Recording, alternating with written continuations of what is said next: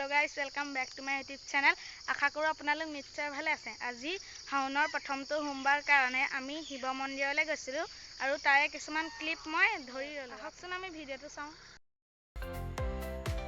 এয়া বৰ্তমান আমি ঘৰৰ পৰা ওলাই মন্দিৰৰ অভিমুখে ৰাওনা হৈছো। যাওঁতে বাটতে কেইটামান ভিডিঅ' ক্লিপ লৈছিলো। সেই কেইটা আপোনালোকৰ লগত শ্বেয়াৰ কৰিলো।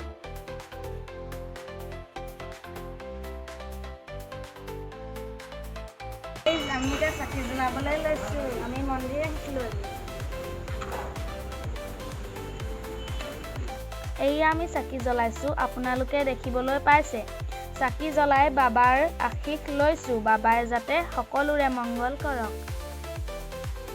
আজি আমি যোৱা মন্দিৰ ভাগৰ নাম হৈছে ব্ৰহ্মানন্দ দত্ত ৰাজহুৱা শিৱ থান। এই মন্দিৰ ভাগ বহুত পুৰণি মন্দিৰ। এই মন্দিৰ ভাগ 1905 চনত স্থাপন কৰা হৈছিল। মন্দিৰ ভাগ আমাৰ ঘৰৰ পৰা প্ৰায় 3 কিলোমিটাৰ মান নিলগত। ভিডিঅ'টো শেষলৈকে চোৱাৰ বাবে ধন্যবাদ। শেষত মই কেইকপিমান ফটো আপোনালোকৰ লগত শ্বেয়াৰ কৰিলো। ভিডিঅ'টো কেনে পালে কমেণ্টত জনাব। ভিডিঅ'টো লাইক কৰিব, সকলোৱে শ্বেয়াৰ কৰিব আৰু নতুন ভিডিঅ'ৰ বাবে মোৰ চেনেলটো ছাবস্ক্ৰাইব কৰি লওক। আজিলৈ ইমানেই। অন্য এটা ভিডিঅ'ত লগ পাম। আজিলৈ বাই বাই।